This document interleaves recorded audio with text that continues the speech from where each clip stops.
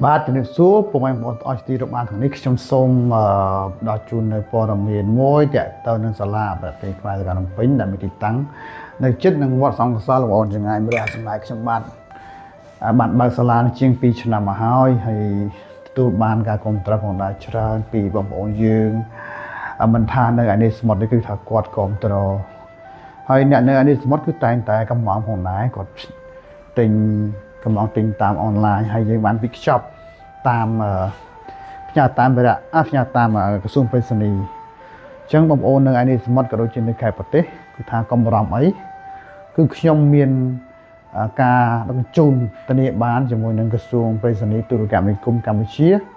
ផ្ញើជូនដល់ដៃបងប្អូនហើយអាចទុកចិត្តបានចំពោះក្រសួងយើងព្រោះស្ថាប័នរដ្ឋមួយធំដែលសហការជាមួយនឹងប្រៃសណីទូរគមនាគមន៍ពិភពលោកផងដែរកុំបារម្ភអញ្ចឹងបងប្អូនយើងនៅឯនេះសមុទ្រកុំបារម្ភអាចទិញបានហើយខ្មែរយើងនៅ25ខេត្តក្រុងក៏អញ្ចឹងដែរអាចទិញបានតាមរយៈអនឡាញក៏បានដែរហើយយើងមានការដឹកជូនតាមរយៈបន្ថែមផងដែរនិយាយទៅគឺសម័យនេះគឺអត់មានបាក់បងប្អូនចង់ទិញអ្វីក៏បានដែរឲ្យយើងចង់ទិញហើយមួយទៀតទំនុកចិត្តសាលាខ្ញុំបាទគឺមានការចុះបញ្ជីពាណិជ្ជកម្មត្រឹមត្រូវមិនមែនលំទេហើយទីតាំងខ្លួនឯងផ្ទាល់មានទីតាំងច្បាស់លាស់ក៏ដូចជាទទួលស្គាល់ពីក្រសួងពាណិជ្ជកម្មកម្ពុជាផងដែរក្នុងនោះយើងត្រូវបានអនុញ្ញាតឲ្យចុះឈ្មោះនៅក្នុងក្រសួងពាណិជ្ជកម្មអញ្ចឹងទំនុកចិត្តគឺទៅជួយបានហើយតើតើទៅនឹងការជាឧបករណ៍គឺយើងមានរបស់បែបណាគឺផ្ញើបែបហ្នឹងមិនកុហកទេមិនបន្លំហើយអរគុណផងដែរបងប្អូនយើងនៅនេះសមុទ្រក៏ដូចជានៅកូរ៉េខាងត្បូងសុំទោសបាទគឺថាគាត់ទិញរហូតទិញសភៅទិញខ្លុយអញ្ចឹងគឺគាត់គ្រប់ត្រច្រើនក្នុងនោះមានឧបករណ៍ភ្លេងបារាំងខ្មែរមានឆៃយ៉ាំផងដែរយើងផ្ញើទៅប្រហែលដងហើយអញ្ចឹង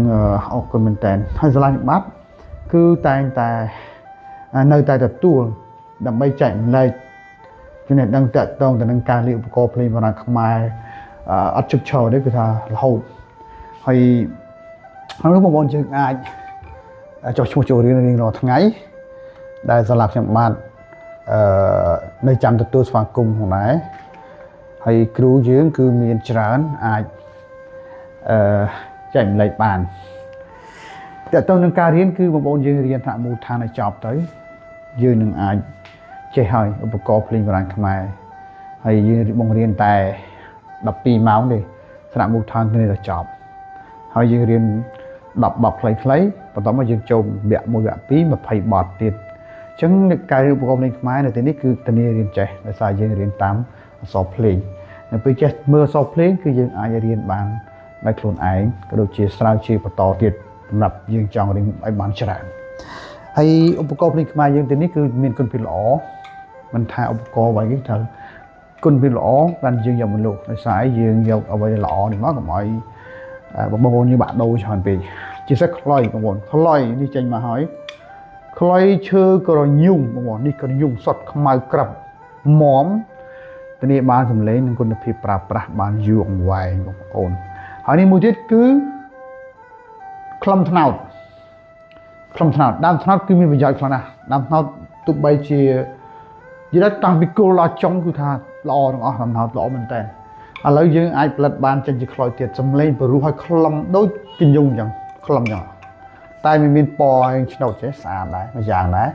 បងប្អូនយើងចង់បាន highlight ពណ៌នេះគឺត្នោតអេម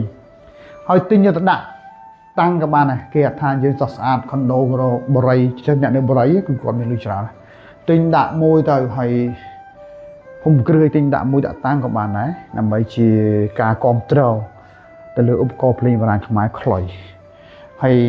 ចំពោះការរៀនខ្លុយគឺនៅទីនេះមានការបរៀនដែរគេអាចរៀនបានអរគុណច្រើនសម្រាប់ទស្សនាវីដេអូដ៏សាមញ្ញមួយនេះអរគុណមែនតើបងប្អូនហើយជួយ share ជួយ like បានច្រើនទៅដើម្បីឲ្យស្គាល់ page ហ្នឹង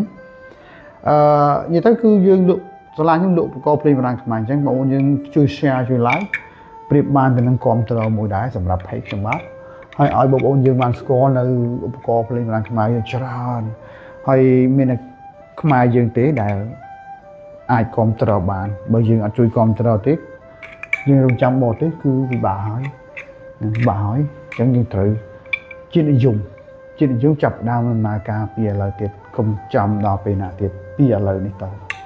ពីព្រោះយើងដឹងស្ថានភាពនៅជាក់ស្ដែងនៅព្រំដែនអញ្ចឹង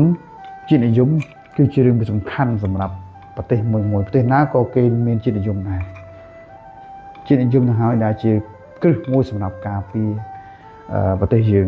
ដូច្នេះយើងត្រូវចាប់ផ្ដើមគ្រប់គ្រងនិងស្រឡាញ់ប្រជាជនយើងបានច្រើនគ្រប់គ្រងនៅអ្វីដែលជាប្រយោជន៍សម្រាប់ជាតិយើងហើយវប្បធម៌ជាពិសេសគឺឧបករណ៍ភ្លេងបារាំងខ្មែរផងដែរអរគុណច្រើនជំរាបលាបាទ